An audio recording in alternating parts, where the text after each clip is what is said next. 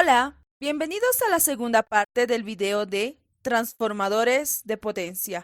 Hoy continuaremos hablando acerca del transformador de potencia y explicaremos el modelo del transformador ideal y la deducción del modelo del transformador real. Comencemos. Modelo del transformador ideal. Un transformador ideal es un dispositivo sin pérdidas que tiene un devanado de entrada y un devanado de salida. Relación entre los voltajes del transformador.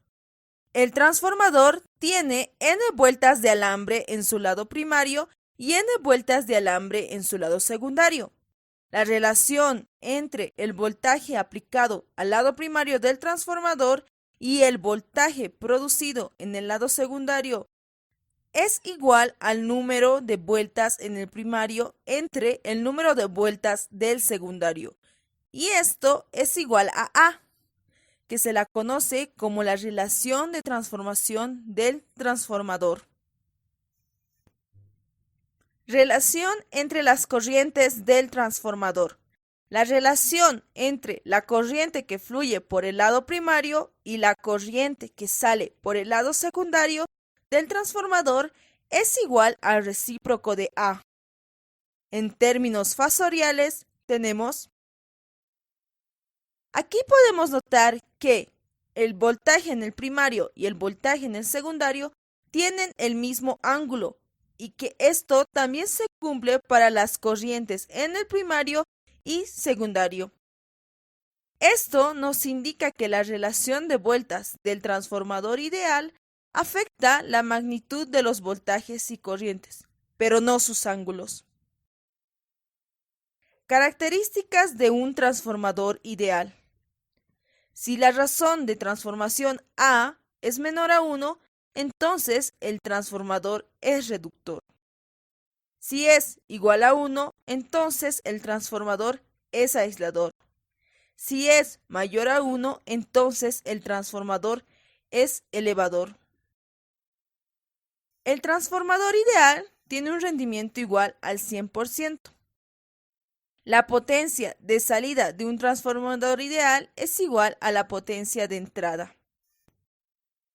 A pesar de poseer un rendimiento del 100%, ser un dispositivo sin pérdidas y tener características ideales, el transformador ideal no se puede fabricar. Lo que sí se puede fabricar son los transformadores reales. Modelo del transformador real. Un transformador real está formado por dos o más bobinas enrolladas alrededor de un núcleo ferromagnético. El devanado primario está conectado a una fuente de potencia de corriente alterna y el devanado secundario está abierto. La base de la operación de un transformador se puede derivar de la ley de Faraday, que nos dice que la tensión inducida es igual a la variación del flujo concatenado en el tiempo. El flujo concatenado es la suma del flujo que pasa a través de cada flujo en todas las vueltas de la bobina. El flujo concatenado total a través de una bobina no es exactamente Nφ, ya que el flujo que pasa a través de cada vuelta de la bobina es ligeramente diferente del flujo de las demás vueltas. Sin embargo, es posible definir el flujo promedio por vuelta en una bobina. La ley de Faraday, ahora modificada, nos dice que la FEM inducida es igual al producto del número de vueltas por la variación del flujo promedio. Relación de voltaje en el transformador. Cuando se resuelve la ecuación de la ley de Faraday para el flujo presente en el devanado primario y se desprecia la resistencia, se tiene esta ecuación, que establece que el flujo promedio en el devanado es proporcional a la integral del voltaje aplicado al devanado, y la constante de proporcionalidad es la inversa del número de vueltas en el devanado primario. Este flujo está presente en la bobina primaria y el efecto que tiene en la secundaria depende de cuánto flujo llegue a esta. No todo el flujo de la bobina primaria pasa por la secundaria. Algunas líneas abandonan el núcleo y pasan a través del aire. A este flujo se lo conoce como flujo disperso. El flujo de la bobina primaria se divide en dos componentes. Flujo mutuo, que permanece en el núcleo y que une ambos devanados, y flujo disperso, que es mínimo y que pasa a través del devanado primario, pero regresa a través del aire, sin cruzar por el devanado secundario. Una relación similar ocurre en el devanado secundario, donde phi promedio sub S es el flujo promedio secundario total. Phi sub M es el componente del flujo que une las bobinas. Y phi sub ds es el flujo disperso en el devanado secundario. Con la división del flujo primario promedio en los componentes mutuo y disperso, la ley de Faraday para el circuito primario se expresa como la suma del producto del número de vueltas en el primario por la variación del flujo mutuo más el producto del número de vueltas en el primario por la variación del flujo disperso. De este modo, el voltaje en el primario es igual a la suma de la FEM en el primario más la FEM de dispersión. De forma análoga se obtiene el voltaje en el secundario. El voltaje primario debido al flujo mutuo es. El voltaje secundario debido al flujo mutuo es. Ambas ecuaciones tienen un término en común, la variación del flujo mutuo. Gracias a esto podemos igualar ambas ecuaciones. Con esto podemos obtener la relación de transformación A.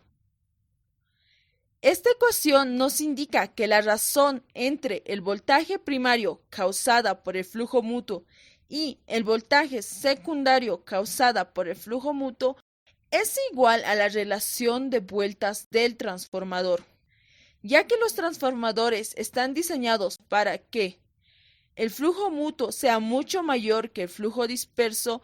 La relación del voltaje del primario con el secundario es aproximadamente igual a la relación de vueltas del transformador. Dato importante: mientras más pequeños sean los flujos dispersos del transformador, más exacta será la aproximación a la relación de voltajes del transformador ideal. Corriente de magnetización en un transformador real. Se conecta una fuente de corriente alterna a un transformador. Entonces la corriente fluye en su circuito primario, incluso si el secundario está abierto. Esta corriente es la que se requiere para producir un flujo en el núcleo ferromagnético real.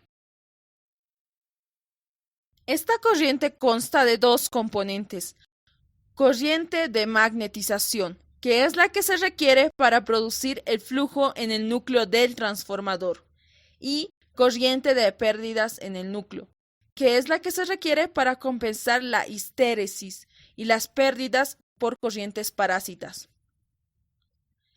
Este video fue realizado por Diana Pomacarita para la asignatura de Máquinas Eléctricas 1 del Departamento de Ingeniería Eléctrica y Electrónica de la Universidad de Tarapacá.